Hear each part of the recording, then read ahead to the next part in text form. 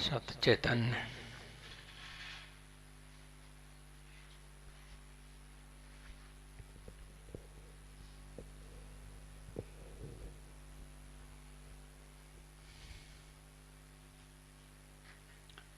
हमारा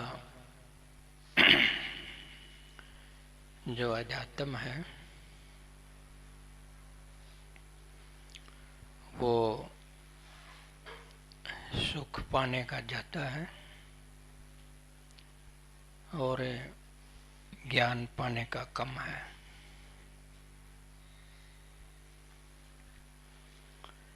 अध्यात्म का शब्द का अर्थ समझते हो तुम? आत्मा परमात्मा के मिलने का जो रास्ता है उसको अध्यात्म बोलते हैं। परमात्मा से मिलने को अध्यात्म बोलते हैं। आत्मा के संबंध में, परमात्मा के संबंध में जो कुछ भी है वो अध्यात्म बोला जाता है।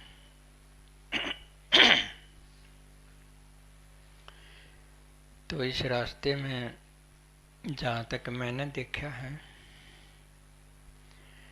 कि सुख पाने की चेष्टा ज़्यादा है और ज्ञान पाने की चेष्टा नाम मात्र है। इसलिए तो आप देखते हो सारी अध्यात्म में, लगभग सारी अध्यात्म में के जन्म का निषेध किया जाता है। जन्म का निषेध एक मूल विषय है इसमें कि इस जगत में दोबारा जन्म ना हो। जन्म क्यों ना हो? जन्म से दुख होता है। जन्म ना हो तो दुख क्यों होंगे? तो सारी अध्यात्म यही कह रही है कि दोबारा जन्म ना हो। इसका मतलब है कि दुख ना हो। यहाँ दुख है इसलिए यहाँ बार बार नहीं आना चाह रहे। इस दुख के छुटकारे के लिए हम परमात्मा से मिलने की चेष्टा करते हैं कि किसी तरह से दुख मिट जाए, सुख मिल जाए। सब शास्त्रों में, सब धर्मों में आप देख सकते हो। कई बार तो ऐसा निष्कर्ष निकल के आता है, ऐसा निचोड़ कि सारी अध्यात्म और कुछ नहीं है, ये दुख को मिटाने की टैबलेट मात्र है। ये टैबलेट खाने से, दवाई खाने से तुम्हारे बीमारियां दूर हो जाती हैं। बीमारी से दुख दूर हो जाता है। टैबलेट खा लो, दुख गया। तो इस प्रकार सारे धर्म, जितने शास्त्र हैं, जितने प्रचार हैं, मैं तो कई बार टैबलेट ही बोल देता हूँ, दवाई। ज्ञान नहीं है, ये ज्ञान का मार्ग नहीं है, ज्ञान पाने के लिए नहीं है, ये दुख दर्द को दूर करने के लिए है। जो दुख दर्द को दूर करना है, सारा प्रयास इसी के लिए है, ज्ञान के लिए कम है। अगर ज्ञान के लिए कोशिश होती तो आज का अध्यात्म इतनी दुर्दशा में नहीं होता, ये प्योर होता, शुद्ध होता, ये पाखंड में नहीं जाता, तो ये तुम्हें भगोड़े नहीं बनाता। तो इसके लिए आजकल एक बहुत बड़ा प्रचार भी चला है कि कैसे सुख पाएं। वो सुख पाने के लिए एक प्रचार किया जा रहा है, वो पहले से भी किया जा रहा है, अब भी किया जा रहा है कि वर्तमान में जीवो।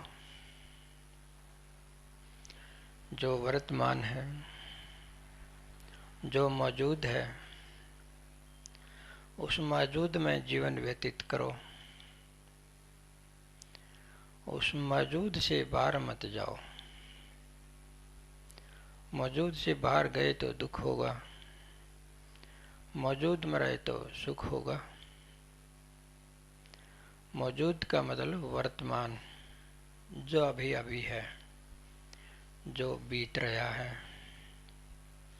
ये सारी सृष्टि, सारी रचना, तुम, जो कुछ भी मौजूद है, जो कुछ भी हाजिर है, जो कुछ भी हाजिर स्वरूप है, इस हाजिर स्वरूप को तो समझते होगे। जो कुछ भी हाजिर है, तुम्हारा शरीर हाजिर है, मन हाजिर है, धन हाजिर है, प्रकृति हाजिर है, यह हवा हाजिर है, पानी हाजिर है, सब हम बैठे हैं, सब हाजिर हैं, खाना पीना हाजिर है, जो कुछ है मौजूद है। तो इस मौजूदगी में जीना, इस बीत रहे समय में जीना, ये सब बड़ा प्रचार हो रहा है कि इसमें जियोगे तो सुख मिलेगा, इससे बाहर जाओगे तो दुख मिलेगा। जैसे उदाहरण के तौर पर सागर है, समुद्र, समुद्र में मछली है, तो मछली जो समुद्र में रहती है वो मौजूद में रहती है। समुद्र उसके लिए मौजूद है। समुद्र उसके लिए कहीं भविष्य में नहीं है, समुद्र उसके लिए कहीं समुद्र से दूर नहीं है, समुद्र उसके लिए कहीं पास्ट में, भूतकाल में नहीं है। समुद्र मौजूद है, अभी है, उसमें वो जीती है।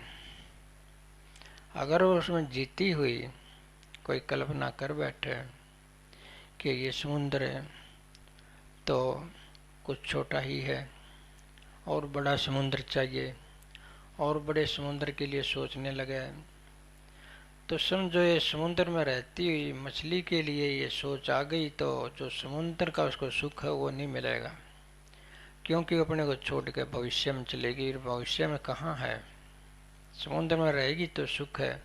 अगर कोई कल्पना लेकर के समुद्र में बैठ गई तो समझो समुद्र से बाहर हो गई।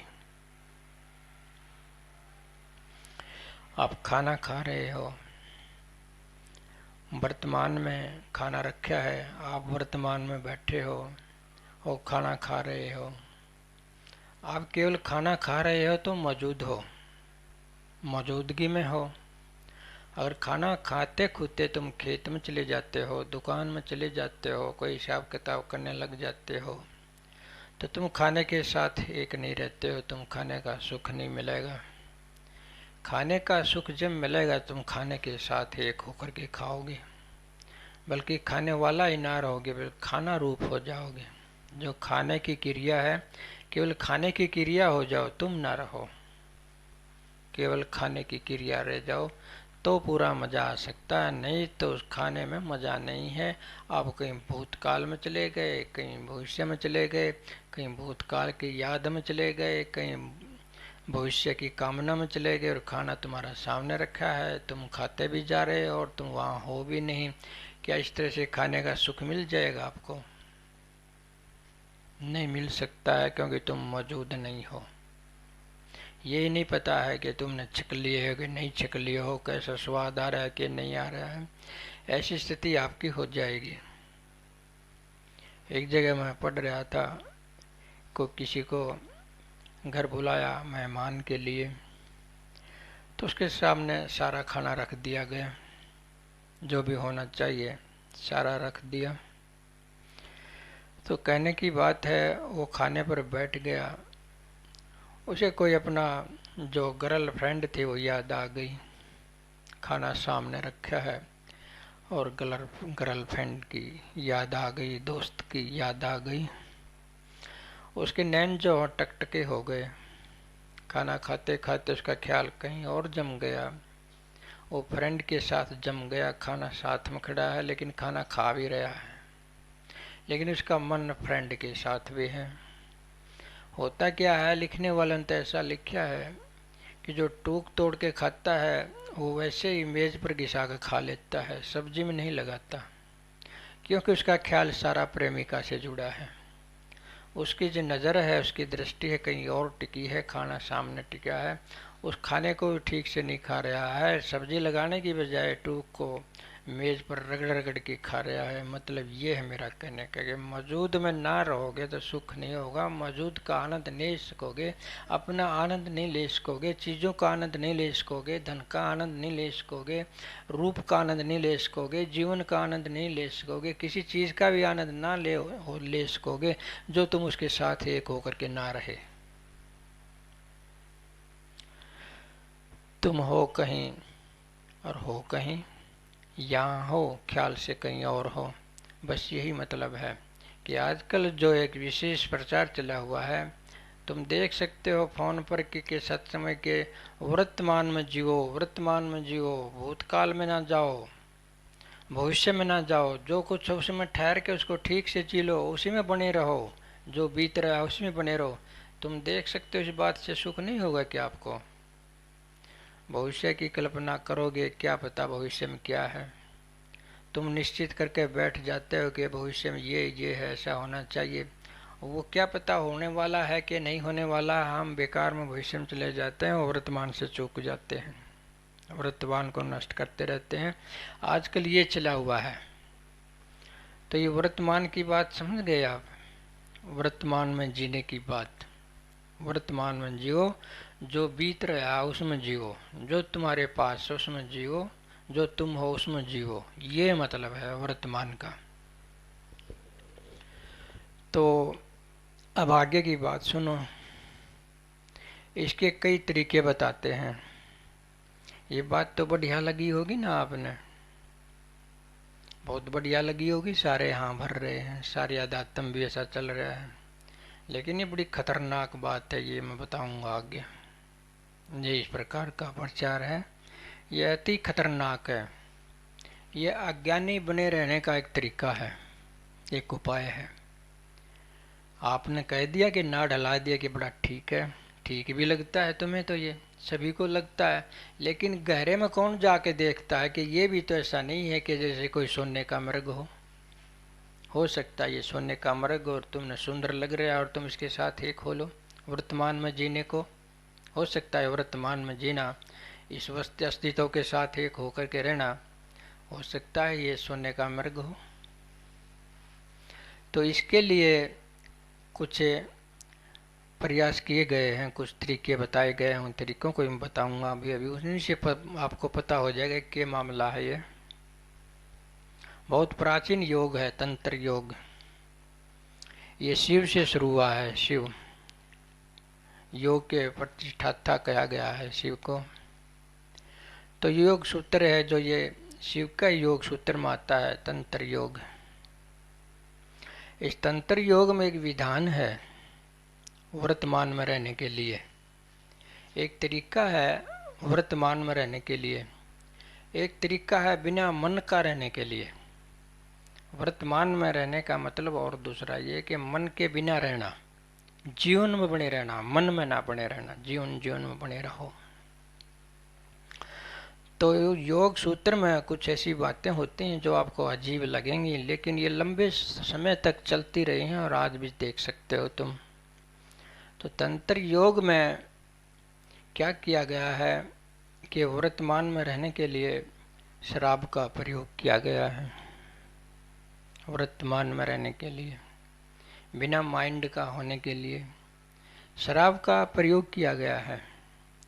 आश्रमों में शराबों की व्यवस्था किए जाते थे, लेकिन ये तंत्र योगिक जो आश्रम थे उनकी बात बता रहा हूँ मैं। तंत्र योगिक जहाँ मांस मीठी शराब आदि से प्रयोग किया जाता है, सब भोग किया जाता है।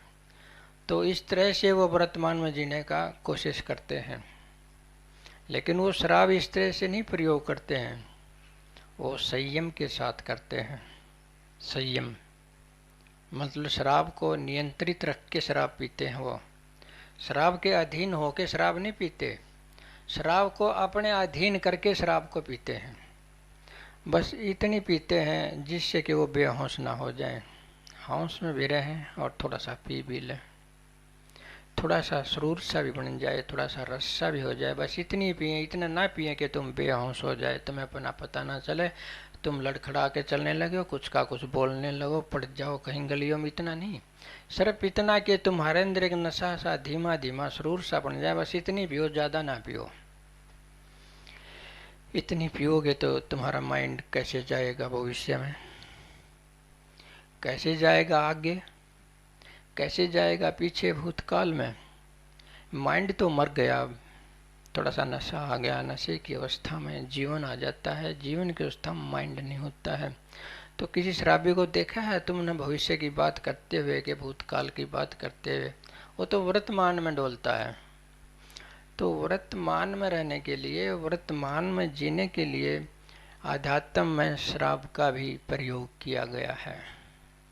शराब का कि इतनी पीते रहो अपना कि ये मन जो है ये नशे में रह रहे, ये शिथिल हो जाए, ये जागृत ना हो सके, थोड़ा सा सुरूर सा, जीवन सा, थोड़ा सा नशा सा बना रहे, आगे पीछे का विचार उत्पन्न ना हो।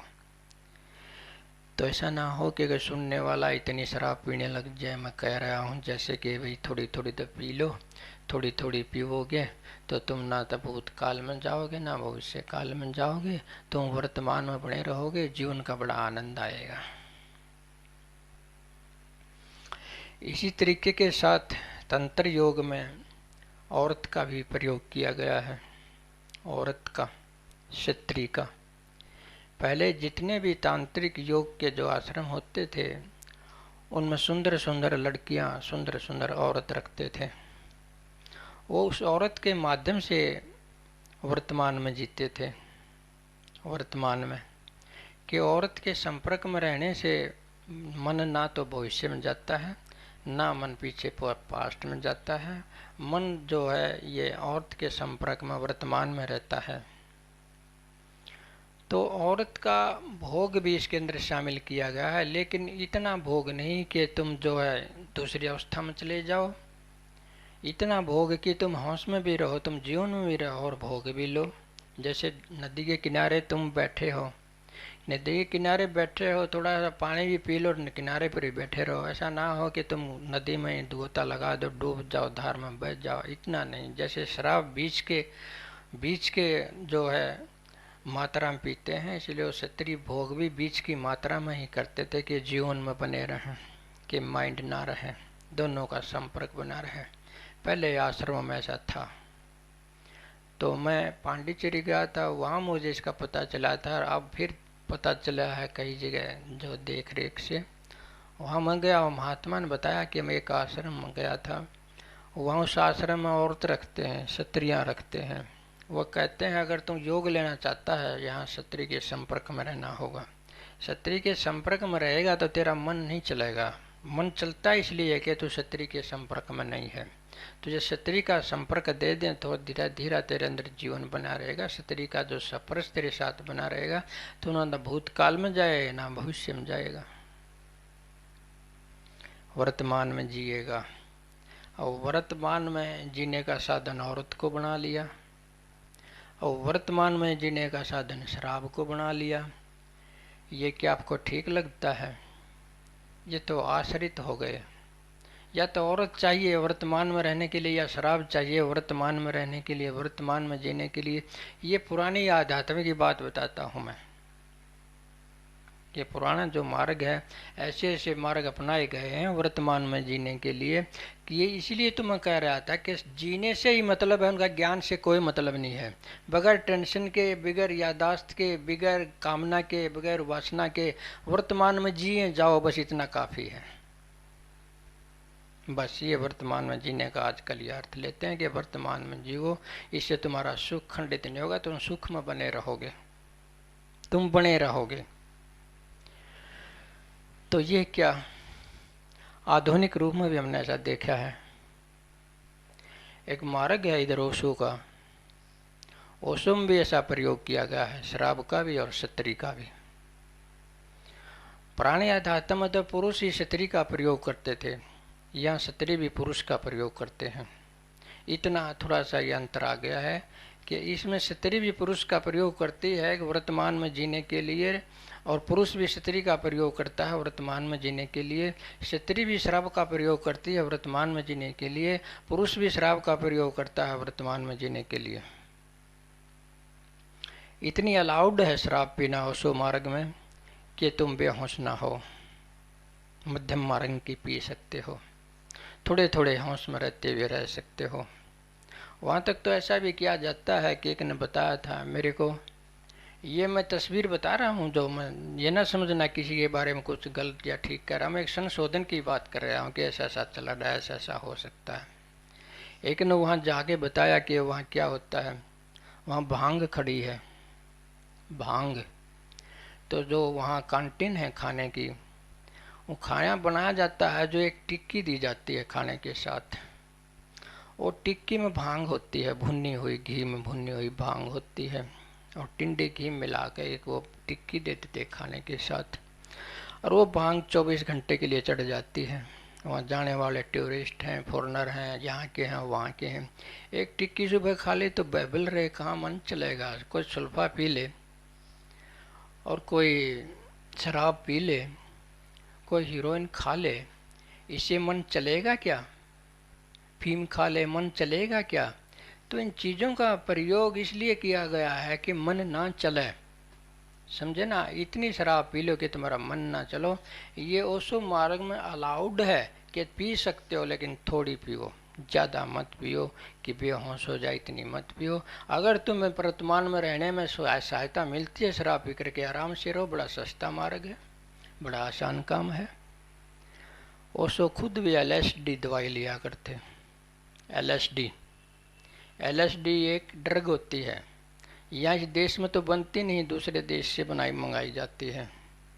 सुबह जो है 5-7 ml ले लो, सारा दिन टुन रहोगे, कोई भविष्य नहीं है, कोई क्या है, भविष्य नहीं है, कोई भूतकाल नहीं है। मैं तो यहाँ कहता हूँ वर्तमान भी नहीं है। तब अगर ऐसा हो जाता है, वर्तमान कहाँ है फिर? वर्तमान तो तब होगा ना जब हम होश में होंगे, लेकिन होश ही नहीं है, वर्तमान भी कहाँ, खोए हुए हैं एक तरह से। कहाँ का है ये कौन सा वर्तमान में जीने का रास्ता है?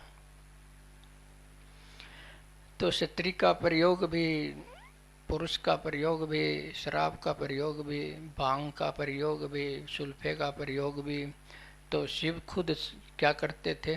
सुल्फा, भांग, गांजा, धतूरा सब पीते बताते हैं ना। इसलिए पीते थे कि वर्तमान में जीना है। और उन्होंने ये निकाला है कि शराब और तांत्रिक विद्या में शराब और स्त्री का प्रयोग कोई गलत नहीं है। जो सल्फे का, शराब का, हीरोइन का, नशे का गलत नहीं है, ठीक मात्रा में। तो इसमें क्या दिक्कत है? वर्तमान में जीने में जो कुछ करो सो करो, वर्तमान में जीवो, आनंद मिलेगा। एक पुस्तक है संभोग से समाधि की ओर, ओशो की पुस्तक है, संभोग से समाधि की ओर। संभोग का मतलब है स्त्री पुरुष का संबंध, स्त्री पुरुष का मिलन, उसको संभोग बोलते हैं। भोग लगा लो, संभोग मंगा लो, मना लो, कि तुम संभोग के जरिए भी समाधि तक जा सकते हो, संभोग के जरिए भी समाधि तक जा सकते हो। कि स्त्री पुरुष मिलो और उस मिलन को गहरे रूप से अनुभव करो। तुम उस गहरे रूप से अनुभव करोगे तो तुम एक पॉइंट आओगा जहाँ तुम नहीं होते, जहाँ शून्यता होती है, जहाँ अहंकार, टाइम नहीं होता है, जहाँ अहंकार नहीं होता है, केवल एक शून्य सा छोटा सा पॉइंट आता है। उस पॉइंट का अनुभव कर लो। उस पॉइंट का अनुभव समाधि का अनुभव है। संभोग में जो पॉइंट आता है, जो न्यूट्रलिटी आती है, वो कहते हैं कि उसमें जो है वो एक समाधि का लक्षण है कि उसमें मन नहीं होता है, वहाँ मन शून्य होता है, वहाँ अहंकार नहीं होता है, वहाँ आकार प्रकार नहीं होता है, वहाँ आदमी मानो कि होता ही नहीं है, केवल वो पॉइंट होता है। संभोग का एक्सट्रीम जो अवस्था है संभोग की, कि इस पॉइंट को अनुभव कर लो, प्रमाण मिल जाएगा तुमने समाधि के अनुभव का। संभोग में तुम इस पॉइंट का जो है अनुभव कर लो, जो जहाँ शून्यता आती है, यही शून्यता समाधि में भी आती है। इस समाधि में जो शून्यता आती है, इसको तुम अनुभव कर लो। ये प्रैक्टिकल होगा कि समाधि में कैसी आती है शून्यता। संभोग से समाधि का अनुभव कर लो। या इसको बार बार अभ्यास करो कि ये पॉइंट कैसा, उस पॉइंट में जाने का अभ्यास करो। ये लेकिन ये तुम जो है इसे संभोग से ही प्राप्त कर सकते हो, समाधि का प्रैक्टिकल ज्ञान। समाधि का प्रैक्टिकल ज्ञान संभोग से कर लो, हो जाएगा इससे। अगर संभोग से समाधि का पॉइंट आता हो तो आज तक सारी दुनिया समाधि में चली गई होती। लोग तो दवाई खा खा करके संभोग करते हैं, पता नहीं किस किस तरह से, किन किन विधियों से संभोग में डूबते हैं। क्या उनको पॉइंट नहीं आता है जिसके बारे में उसको कहते हैं? आता है, चाहे कोई कुछ भी करो वो आता ही है। आता ही तो इसलिए तो वो कह रहे हैं। तो संभोग पॉइंट को आप संभोग में पा लेते हो, वो पॉइंट समाधि में नहीं होता है, वो संभोग में ही होता है। समाधि का जो पॉइंट है न्यूट्रल होता है, वो अलग होता है। वो किसी के संपर्क में आके नहीं होता, और किसी को आश्रित बना के नहीं होता, और किसी को माध्यम बना के नहीं होता। वो अंतर्मुखी होता है, लेकिन संभोग तो बाहरमुखी होता है। संभोग का जो पॉइंट आता है वो बाहरमुखी होता है। अगर बाहरमुखी ना होता तो ये क्रिएशन आज तुम्हारे सामने नहीं होता, ये बच्चे तुम्हारे सामने नहीं होते, तुम भी सामने नहीं होते। संभोग का अर्थ ही है कि ऊर्जा का बाहर जाना। संभोग का अर्थ ये नहीं है कि ऊपर जाना। दो चीज़ें हैं, समझने की बातें हैं। क्या कि जो वीर्य होता है ये लिक्विड होता है, जो रज होता है वो लिक्विड होता है, वो तरल रूप में होता है। और जो ऊर्जा होती है वो गर्म रूप में होती है, वो थोड़ी सी गर्म रूप में होती है। वो ऐसी ऊर्जा होती है जो गर्म रूप में ऊर्जा होती है, उसका स्वभाव ऊपर को उठना। जैसे अग्नि है, ये गर्म तत्व है, इसका स्वभाव नीचे को जाना नहीं है। अग्नि जलाओगे तो ऊपर को जाएगी, नीचे को नहीं जाएगी, बराबर को नहीं बहेगी, ऊपर को जाएगी। एक तो ये ऊर्जा है जो गर्म ऊर्जा है, जो अग्नि जैसी ऊर्जा है, इसका स्वभाव ऊपर को जाना है। एक तरल ऊर्जा है, तरल ऊर्जा का स्वभाव ऊपर को जाना नहीं है, तरल ऊर्जा का स्वभाव नीचे को ही जाना है। कितना भी कुछ कर लो आप, तरल ऊर्जा होगी तो वो नीचे को जाएगी। अगर तरल ऊर्जा किसी तरह से वाष्पित होकर के उसके भाप बन के, तरल ऊर्जा जैसे पानी भाप बन के ऊपर चला जाता है, ऊपर बेशक से चला जाता है, लेकिन वापस उसे पृथ्वी पर ही आना पड़ता है, बादल बन के, बूंद बन के। जो भाप बन गया है, बाद उसका पानी का ऊपर चढ़ गया भाप बन के, लेकिन फिर भी उन्हें पृथ्वी पर ही आना पड़ता है। तो जो तरल ऊर्जा है, तरल तत्व है, उसका स्वभाव नीचे को ही बहने का है, उसका स्वभाव ऊपर को जाने का नहीं है। अंततः वो नीचे जाएगी। तो अगर संभोग में इस चीज की तुम देखते हो कि जो वीर्य या रज शक्ति है वो तुम्हारे ऊपर चली जाएगी, ये संभव ही नहीं है। विज्ञान ने सिद्ध कर दिया कि वीर्य को ऊपर जाने की कोई नस नहीं है कि दिमाग में चला जाएगा। वीर्य का रास्ता केवल बाहर जाने का, ऊपर अंदर जाने का है ही नहीं, क्योंकि ये तरल है, ये नीचे को ही जाएगा। हाँ, एक और ऊर्जा है जिसको कुंडलिनी शक्ति बोलते हैं, वो ऊर्जा है, वो गरम गरम है, वो ऊपर को जाएगी। लेकिन वो तो दूसरी चीज़ है, वो कुंडलिनी शक्ति है, वो वीर्य से हटके है। वो तो वैसे ध्यान से ही प्राप्त कर सकते हो, तुम किसी योग क्रिया से ही प्राप्त कर सकते हो। संभोग में उसे प्राप्त करना चाहते हो, धोखा खाओगे, धोखा खाओगे। वहाँ ऊर्जा जागृत होती ही नहीं है जो ऊपर को जाती है, वहाँ तो वो जागृत होती है जो नीचे को जाती है। ये फैक्ट है, ये वैज्ञानिक फैक्ट है, इसे कोई मना नहीं कर सकता है। तो ये तो भूल जाओ, तुम संभोग से वर्तमान में बेशक से जी लो, लेकिन ऊपर चढ़ाई नहीं हो सकती। महाराज जी भी कहा कर दे, ताराचंद महाराज जी ये बहुत कहते थे बारे जो बातें सुन सुन के, कि ध्यान में जो हमें प्रकाश दिखाई देता है, ध्यान में जो सफ़ेद अंश दिखाई देते हैं, ये वीर्य दिखाई देता है। कितनी बड़ी झूठ है। वीर्य नहीं है, वो ऊर्जा है, वो वीर्य से परे की ऊर्जा है, वो सूक्ष्म ऊर्जा है, वो दिखाई देती है, वीर्य दिखाई नहीं देता है। वीर्य का तो पात होता है, बाहर जाता है, इसका स्वभाव ही नीचे जाना है। इसका स्वभाव ये है ही लिए संभोग इसलिए कि अभिव्यक्ति हो। संभोग इसलिए नहीं है कि तुम अनाभिव्यक्ति हो, कि तुम्हारी मुक्ति हो। संभोग तो अभिव्यक्ति के लिए है, प्रकटता के लिए है, बच्चे बनाने के लिए है। ये तो बाहर जाएगी, तुम लाख करोड़ कर लो तुम कोशिश, नहीं जाएगी, ऊपर कोई रास्ता ही नहीं इसका जाने का, इसका ऊपर जाने का स्वभाव नहीं है। तो ये बात छोड़ दो कि संभोग से जरिए कि तुम समाधि में चले जाओगे।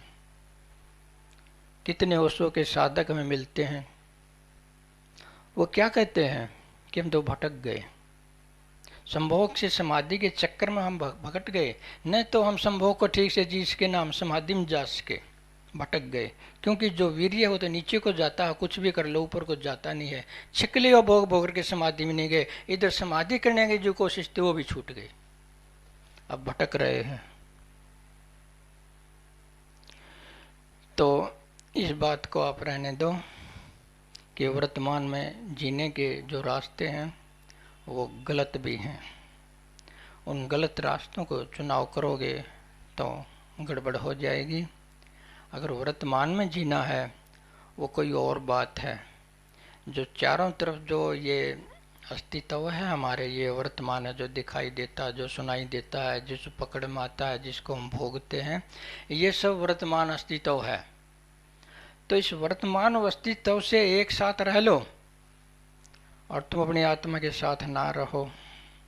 इसके साथ एक रहने से सुख तो मिल जाएगा, लेकिन आत्मा में नहीं जा सकोगे, फिर भी बाहर रहोगे। चाहे वर्तमान में रह लो फिर भी बाहर रहोगे, बाहरी सुख में रहोगे, आत्मिक साक्षात्कार कभी नहीं होगा। अब सवाल उठता है कि क्या निरोल वर्तमान में रहा जा सकता है?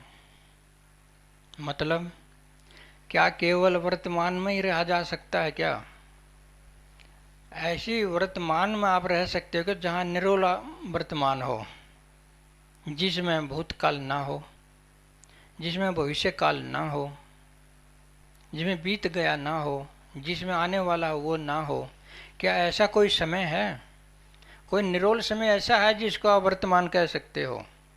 ऐसा कोई निरोल समय नहीं, मौजूदगी नहीं ढूंढ सकते जो केवल वर्तमान हो। अगर कुछ ऐसा मिल जाए तुमने जो केवल वर्तमान हो तो वर्तमान में रह सकते हो। अगर ऐसी चीज़ आपको नहीं मिल सकता कि जो निरोल वर्तमान हो तो वर्तमान में रहोगे कैसे? इसके लिए तो निरोल वर्तमान को ढूंढना पड़ेगा, और निरोल वर्तमान कहीं है ही नहीं। निरोल वर्तमान, निरोल मौजूदगी कहीं नहीं है। इसमें भूतकाल भी समाया हुआ है, इसमें भविष्य काल भी समाया हुआ है। जो ये मौजूदगी है सारी की सारी, इसमें सब कुछ समाया है। इसमें भूतकाल, वर्तमान काल और भविष्य काल तीनों इकट्ठे रहते हैं। इनको अलग अलग करके हम देख नहीं सकते, इनके अलग अलग मंडल है ही नहीं कि यहाँ तो इतना दायरा तो भूतकाल का है, इतना दायरा वर्तमान का है, इतना दायरा भविष्य काल का है। ऐसा है ही नहीं। कहाँ है ये? जो कुछ भी ये मौजूद है, और उस मौजूद में सब कुछ है। इस मौजूद में भूतकाल भी जमा है, इस जो है मौजूद में भविष्य काल भी मौजूद है। ये तीनों एक ही रूप हैं। कैसे छांटोगे कौन सा वर्तमान है इनमें? माना कि आपका ये शरीर है, ये जवान भाई बैठा है। ये जवान भाई कभी बच्चा भी होगा, 2-3 महीने का भी होगा, जमता हुआ भी बच्चा होगा, छोटा सा बच्चा होगा। क्या वो जो बच्चा रूप था वो कहीं अलग रह गया है पीछे? जो जवान भाई का बच्चा रूप है, क्या वो कहीं अलग रह गया है? वो बच्चा रूप परिवर्तन होता होता, परिवर्तित होता होता ये जवान रूप में बैठा है। वही बच्चा जवान रूप में बैठा है और जवान रूप को हम मौजूद कहते हैं। अब वो भूतकाल है कि वर्तमान है, कैसे निर्णय लोगे? और वही जवान बच्चा कल आने वाला बूढ़ा भी है, कैसे निर्णय लोगे कि कहीं और से आ रहा है भूतकाल? वो मौजूद जो अवस्था है, उसका जवान स्वरूप अवस्था है, वही तो बूढ़ा हो रहा है, वही तो भविष्य काल जमा हुआ है, वो भूतकाल जमा है। जो वर्तमान मौजूदगी अवस्था है, कैसे छाटोगे इसमें कौन सा वर्तमान है, कौन सा भविष्य काल है, कौन सा वर्तमान है? निरोल वर्तमान ढूंढ नहीं सकते, निरोल भूतकाल ढूंढ नहीं सकते, निरोल भविष्य काल ढूंढ नहीं सकते। ये तो जो अस्तित्व है मिला जुला एक परिवर्तनशील अस्तित्व है। इसमें निरंतर परिवर्तन हो रहा है, ये बदल रहा है। और वर्तमान का चरित्र आ गया बदलना। बदलना जो निरंतर बदल रहा है, इतनी तेजी से बदल रहा है कि वो पॉइंट ढूंढ नहीं सकते कहाँ स्थिरता है। इतनी तेजी से ये वर्तमान अस्तित्व बदल रहा है कि आप पॉइंट को नहीं ढूंढ सकते जहाँ तुम थोड़े से भी स्थिर हो। ये शरीर है, इतना तेजी से बदल रहा है, लगातार बदल रहा है। इसको इतना बदल रहा है कि तुम उस पॉइंट को ढूंढ नहीं सकते कहाँ कोई ठिकाना मिल जाए कि अब यहाँ नहीं बदल रहा। सब जगह बदल रहा है। जो ये वर्तमान इतना परिवर्तनशील है, इसके साथ एक होकर के जियोगे तो तुम्हारी क्या अवस्था होगी। परिवर्तनशील के साथ अगर तुम एक हो गए तो तुम्हारी क्या अवस्था होगी। तुम भी तो परिवर्तनशील हो जाओगे। परिवर्तनशील की संगत से क्या होगा, तुम भी परिवर्तनशील हो जाओगे। तुम परिवर्तनशील हो गए तो तुम्हारी स्थिरता तो गायब, तुम्हारी शांति तो गायब, तुम्हारा सुख तो गायब, तुम्हारा आत्म स्वरूप तो गायब। तो वर्तमान स्थायी नहीं है, ये अस्थाई है, ये निरंतर बदल रहा है। अब कुछ है, थोड़ी देर में कुछ है, फिर कुछ है। ये तो एक सर्कल है, ये तो एक ऐसा पॉइंट है, ये तो एक ऐसी चीज़ है जो लगातार भूतकाल में बदल रही है, जो लगातार भविष्य में बदल रही है, जो मौजूद रहते हुए निरंतर बदल रही है। ये तो परिवर्तनशील अवस्था है। जो वर्तमान जिसको आप कहते हो, ये आपसे बाहर है। इस बाहर के साथ बेशक से एक होकर जी लोगे, थोड़ा सुख मिल जाएगा, थोड़ी सी टेंशन, थोड़ी सी काम वासना, थोड़ा सा कामना, थोड़ा सा याददाश्त, ये कम हो जाएगा। अगर तुम भविष्य को छोड़ दोगे, पास्ट को छोड़ दोगे, वर्तमान में रहोगे, थोड़े से सुखी तो हो जाओगे, लेकिन इससे तुम्हें जो है वो आत्म साक्षात्कार आपका नहीं होगा। आत्म साक्षात्कार जब होगा तो परिवर्तनशील से थोड़े तटस्थ भी हो जाओगे।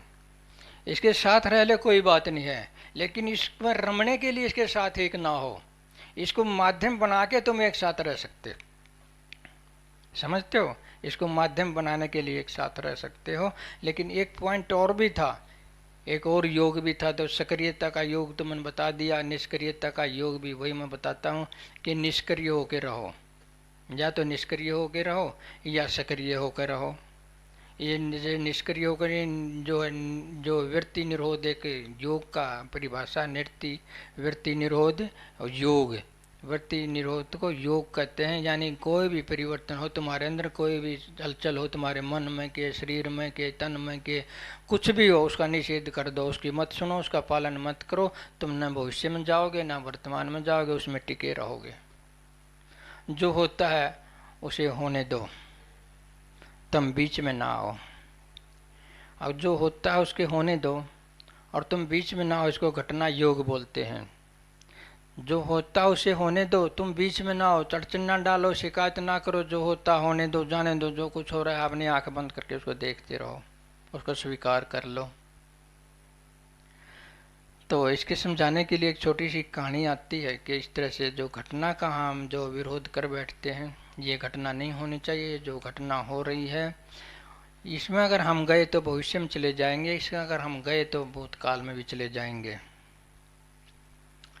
एक बार की बात है, यम देवता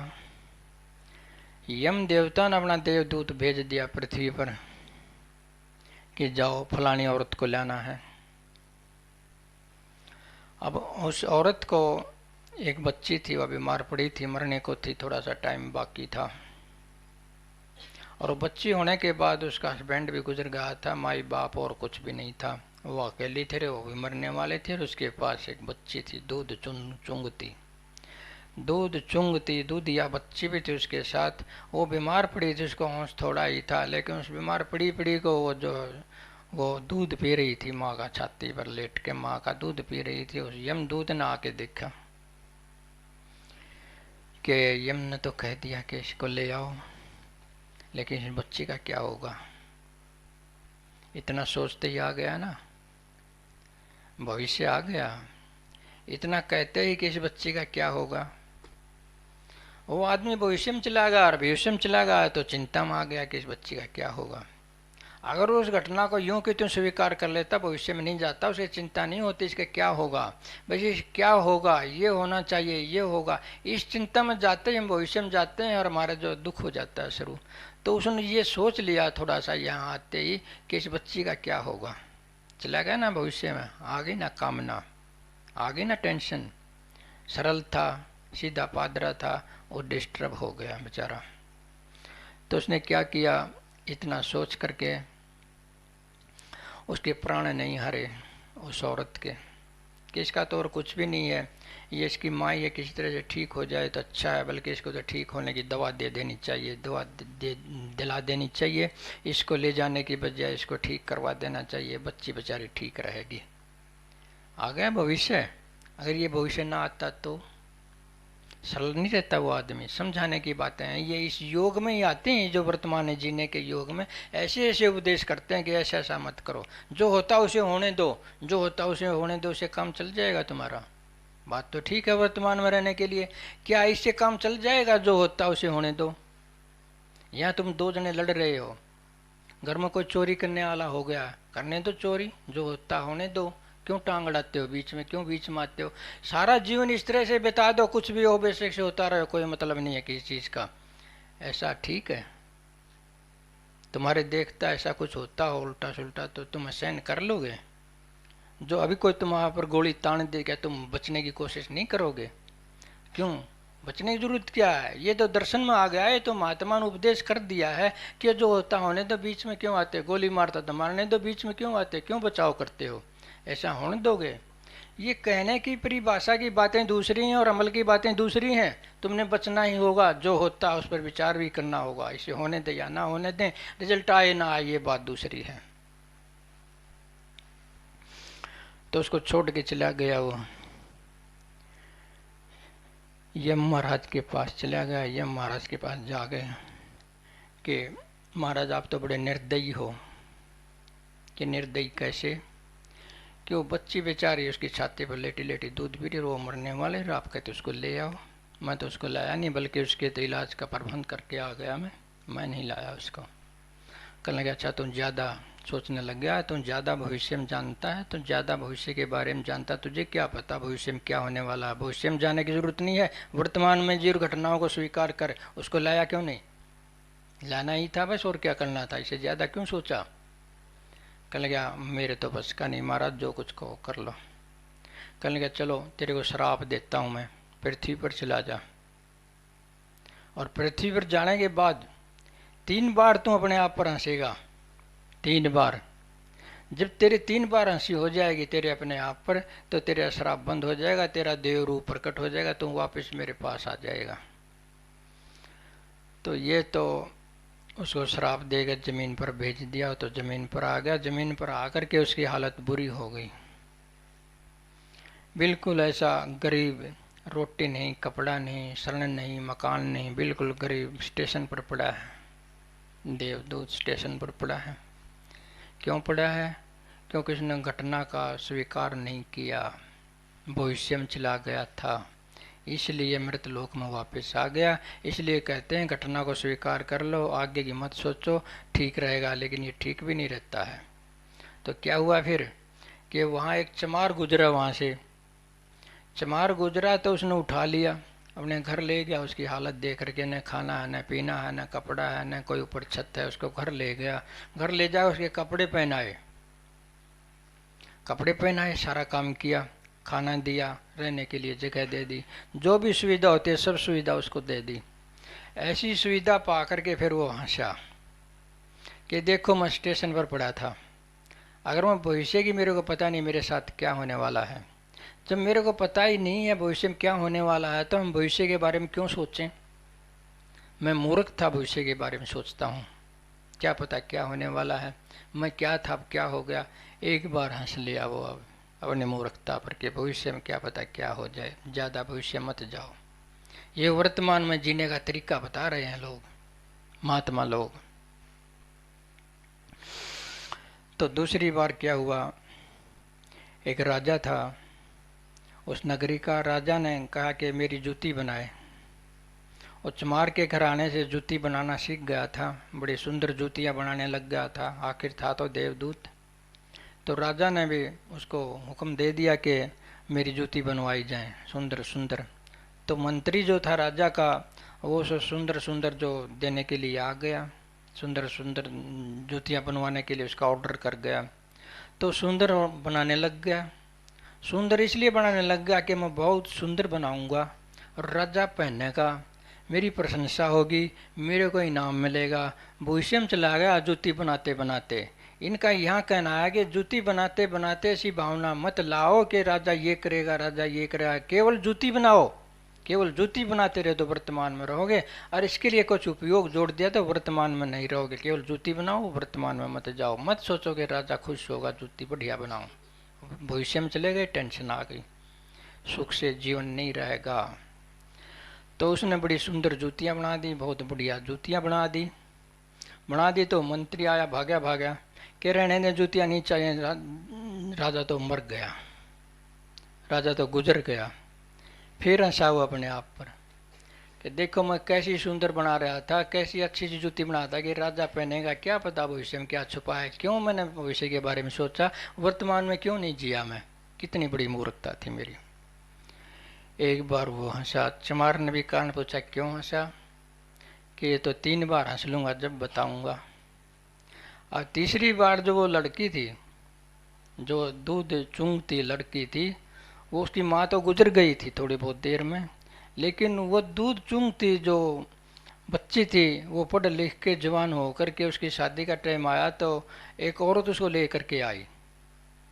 औरत उसको लेकर के आई उस चमार के पास, जो देवदूत था वो चमार बन चुका था जूती काटने वाला, कि उसकी शादी है, उसकी जूती बनवाने के लिए उस लड़की को लेकर के आ गई।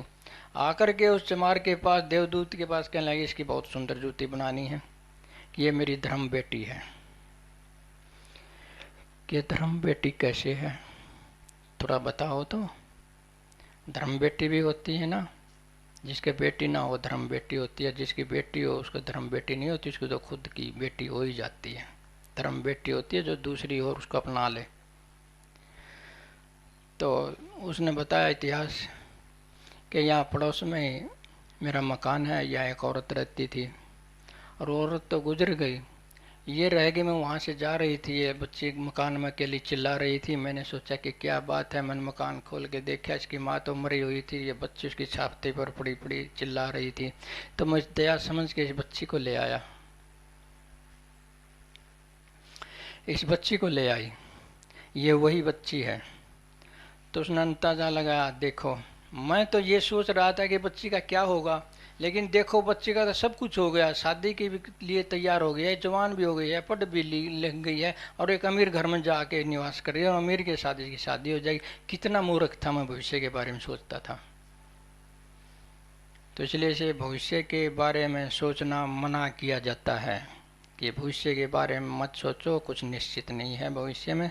और तुम वर्तमान में, वर्तमान को खो दोगे, भविष्य में जाओगे तो वर्तमान को और खो दोगे। भविष्य जो निश्चित भी नहीं है, ये उपदेश करके तुम्हें वर्तमान में रखने की कोशिश की जाती है कि तुम भविष्य मत झांको।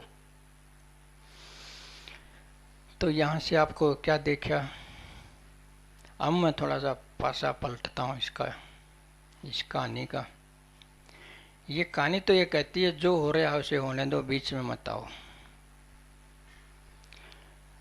तो क्या ये बाहर ही हो रहा है, यहाँ जो आदमी लड़ रहे हैं ये बाहर ही हो रहा है कि भीतर भी इसको देख कर कुछ हो रहा है? को आदमी 2 लड़ रहे हैं आपस में, या कोई आदमी डूब रहा है। एक तो वो डूबने की घटना है, एक और घटना भीतर घट रही है तुम्हारे अंदर है, वो घटना है डूबते हुए को बचाने की, वो एक घटना है डूबने की। 2 घटनाएं होगी ना। अब कौन सी घटना का पालन करोगे, बोलो। एक घटना तो भीतर भी हो रही है कि इसको बचाओ, एक घटना बाहर भी हो रही है डूबने की, इसको बचाओ कि ना बचाओ। ये 2 घटनाएं होगी ना। अब बाहर की घटना का पालन करोगे तो भीतर की घटना का दम घुट गया। भीतर जो प्रेरणा मिल रही है आत्मा की इसको बचाओ, वो नहीं करोगे आप। जो उसको घटना को स्वीकार कर लिया कि डूबता है डूबने दो, मैं क्यों बीच में आता हूँ, लेकिन भीतर आत्मा कह रही है कि बचा। 2 घटनाएं होगी कि बचा, इस घटना का दम घोट देते हैं, आत्म अनुसरण नहीं करते हैं, उसको नहीं बचाते हैं, लेकिन नहीं बचाते हैं, वर्तमान में तो रह जाते हैं, लेकिन आत्मा को तो गुट्ठा दे दिया ना। तो इस तरह से ये घटनाएं हैं जो घटती हैं, चारों तरफ सोचने की बातें हैं। घटनाएं घट रही हैं, क्या हम इनका हर एक घटना का समर्थन करें कि ना करें? घटना तो बाहर भी घट रही है, घटना तो भीतर भी घट रही है, कौन सी का पालन करें? मेरे हिसाब में तो भीतर वाली का ही कर लो पालन, जो कुछ होगा सो देखा जाएगा। निश्चित नहीं है तो कोई बात नहीं है, लेकिन वर्तमान का तो पालन कर लो। वर्तमान में ये जीना है कि आत्मा का पालन कर लो, वर्तमान में ये जीना नहीं है कि आत्मा का पालन ना करो और सुख से रहो। तो उस देवदूत ने भी तो क्या किया था, उसके सामने दो घटनाएं थी, एक तो औरत के मरने की, एक उसकी अपनी आत्मा की कि इसको बचा, कि बच्चे दुखी होगी, मत ले चल। भीतर की आत्मा कह रही थी मत ले चल, बाहर की घटना जो स्वीकार थे कर रही थी मरने दे, बीच में क्यों आया। तो उसने क्या किया, उसने अंदर की घटना का पालन कर लिया कि जो हो रहा है ऐसे होने दे, जो भीतर आत्म परिणाम हो रहा है ऐसे होने दे, जे बाहर से हमने कोई मतलब नहीं है। तो उसने आत्म पालन किया, उसको नहीं ले गया, यम दूत के अंदर जाना पड़ा, उसके आत्म का पालन किया तो वापस पृथ्वी पर आना पड़ा। पृथ्वी पर आना पड़ा तो उसको ये ज्ञान होगा भविष्य अनिश्चित है, भविष्य अनिश्चित है, क्या पता इसमें क्या हो। अगर वो अंतरात्मा पालन ना करता तो उसको ये ज्ञान नहीं होता, नहीं होता ना, उसको ये ज्ञान नहीं होता बिल्कुल भी। तो वो भी जरूरी है, वो भी जरूरी है। जैसी परिस्थिति हो उसका पालन कर लो। आत्मा का पालन करो वो मूल है, दूसरा पालन करो वो दूसरी बात है। कोई तुम्हारी समर्था है किसी को बचाने की तो बचा लो, समर्था ना है तो मत बचाओ। समझते इस बात ने। तो ये घटना योग है, ये तुम्हें बताता है कि घटना को समर्थन करो, उसके योग में रहो, उसको जो होता होने दो। क्यों बीच में तुम उसका जो है बीच में टांग मत अड़ाओ, बीच में मत आओ। इससे तुम वर्तमान में तो जी लोगे लेकिन भीतर अंतरात्मा का पालन नहीं कर सकोगे। बैठ जा। तो इस बात को समझ गए, क्या घटनाओं को होते हुए देखते तुम वर्तमान में जियोगे कि यह सार्थक है? ये सार्थक कतई नहीं है। तुम सुख से तो रह लोगे, आत्म साक्षात्कार नहीं होगा। अब मैं बताता हूँ, बता दिया कि वर्तमान है, यह अकेला और निरोल कहीं भी नहीं है।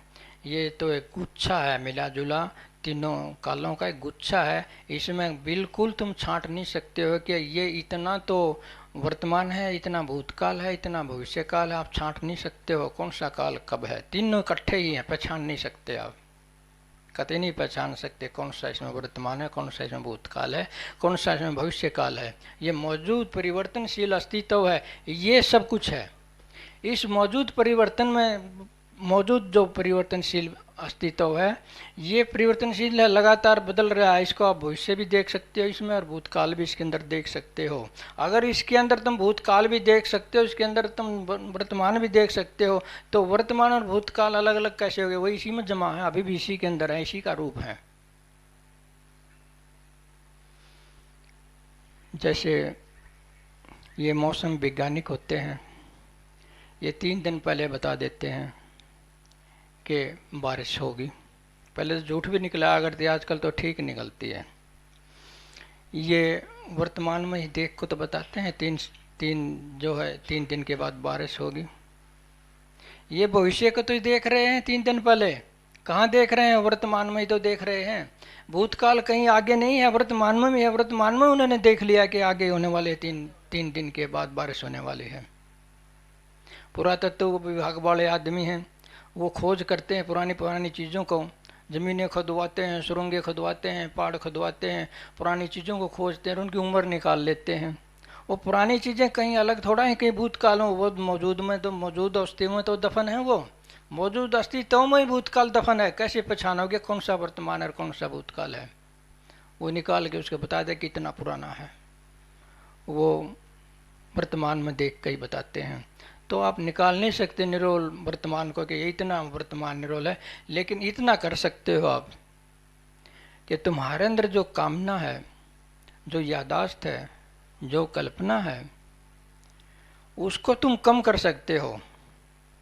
वर्तमान को ढूंढ नहीं सकते हो कि निरोल वर्तमान कहाँ है, ना ही तुम वर्तमान में रह सकते हो, क्योंकि वर्तमान तो परिवर्तनशील है, लगातार बदल रहा है, उसमें रहोगे कैसे?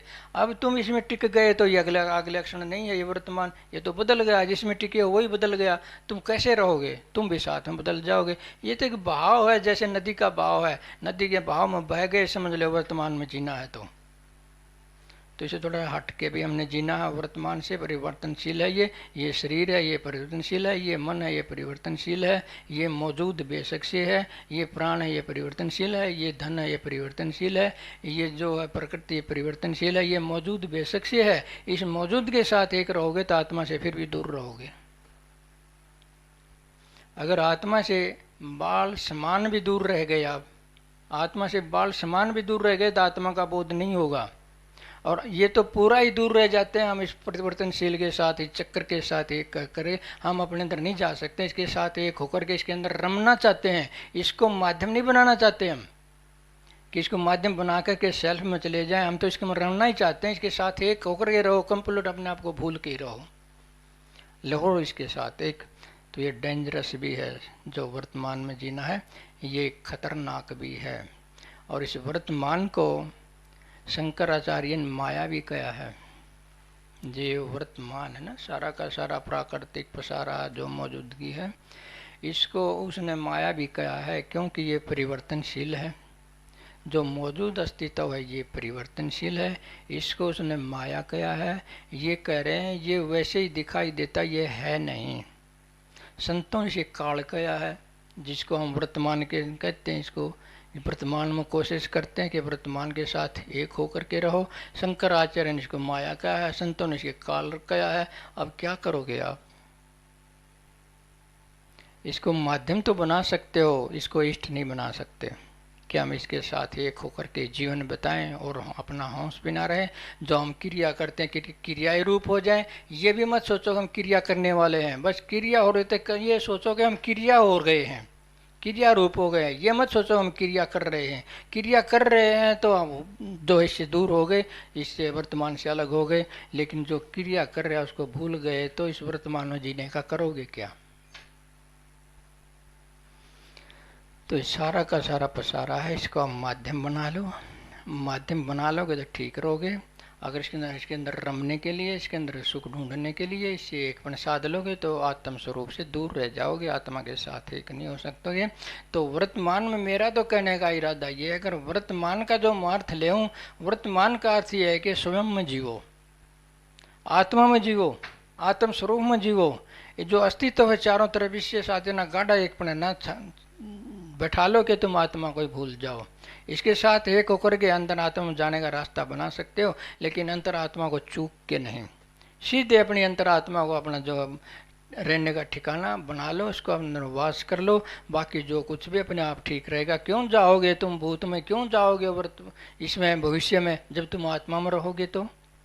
आत्मा में रहो सीधे के सीधे, और कुछ करने की जरूरत नहीं है, सब बात फिट हो जाएगी। इससे आत्मज्ञान भी हो जाएगा और सुख से भी रहोगे। माध्यम बना सकते हो। तो एक राजा की लड़की बहुत सुंदर, राजा ने आदेश कर रखा है कि इस लड़की को देख ना पाए कोई, इससे कोई बात ना कर पाए कोई, इससे कोई मिल ना पाए कोई। उसको समझो नज़र कैद कर रखा था अपने घर में, अपने महल में। तो लेकिन वहाँ एक बूढ़ी औरत जाती थी सफाई करने के लिए। वहाँ सफाई करने के लिए एक बूढ़ी औरत जाती थी। तो वो बूढ़ी औरत एक दिन बीमार हो गई। तो उसने अपने जवान बेटे को भेज दिया सफाई करने के लिए। बरंडे में सफाई कर रहा था और वो लड़की ने अंदर से झांक के देख लिया, बाहर आके देख लिया, लड़के ने भी उसको देख लिया। लड़के और लड़की दोनों ने एक दूसरे को देख लिया। तो लड़का उससे आकर्षित हो गया, सम्मोहित हो गया, उसके मन में समा गई। मन में समा गई तो नींद आवे ना, खाना खावे, कुछ ना करे।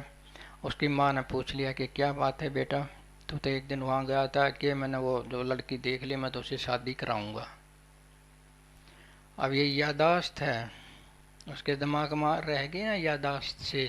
लड़की को तो देख लिया वर्तमान में, लेकिन देखने से उसको जो संस्कार पड़ गया, जो लड़की देखी थी उसकी याद मन में रह गई। लड़की की याद, उसका रूप, उसकी चाल, उसका ढंग उसके दिमाग में रह गया और उसको भूल ना सके। ये पास्ट हो गया, भूतकाल हो गया, इसको भूल ना सके। जो लड़की को देखा था उसके अंदर जमा है। कैसे निर्णय लोगे कि वर्तमान है कि भूतकाल है? कैसे निर्णय लोगे? वो तो अभी है, अंदर है वो याददाश्त, तो वर्तमान में ही है, वर्तमान ही समझो उसको।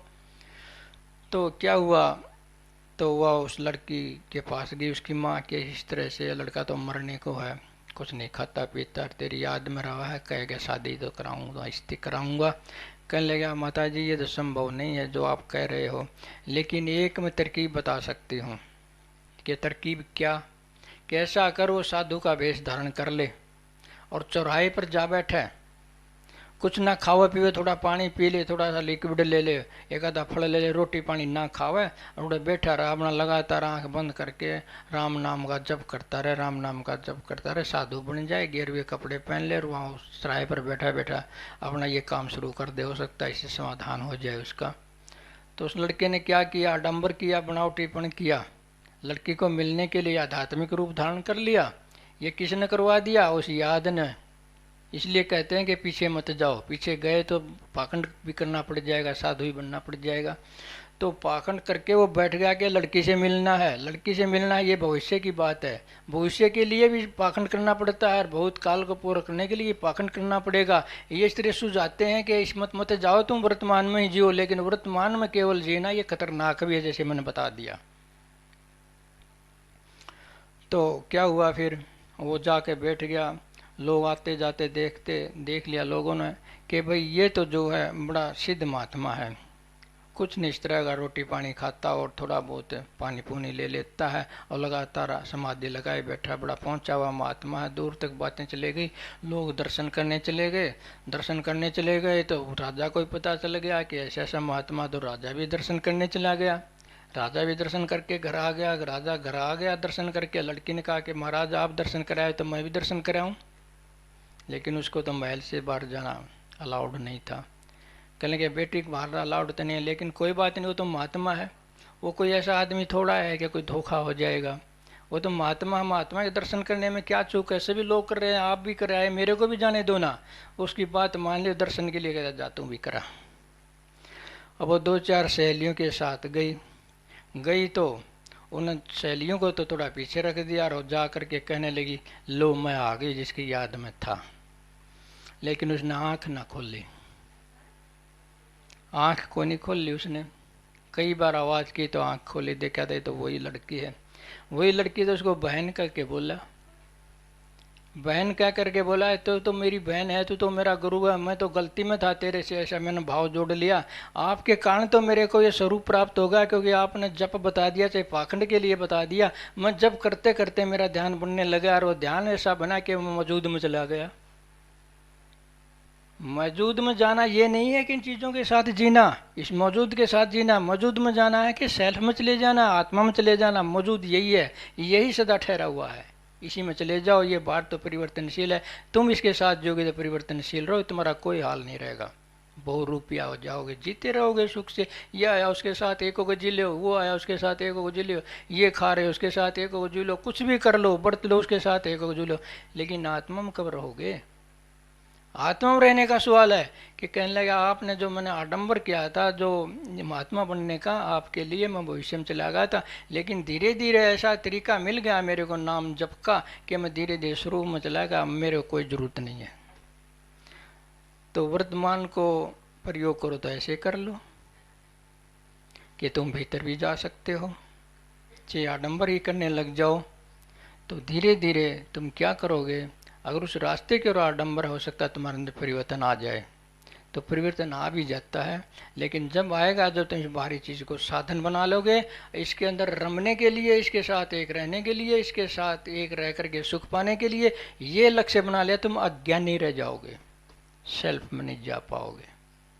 तो थोड़ा थोड़ा करके मैंने बता दिया, ऐसा कुछ बता दिया होगा, कुछ को समझ में आ गया होगा, कुछ को ना आया होगा, कुछ ऐसा ऐसा है, क्या करोगे?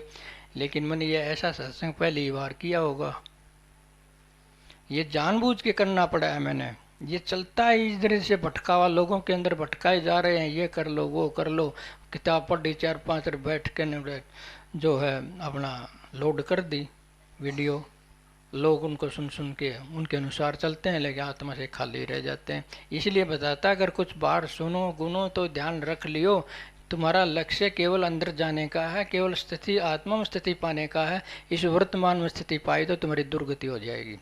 इसको साधन बना सकते हो, इसको लक्ष्य ना बनाओ, ठीक है? इतना बहुत है। सचेतन।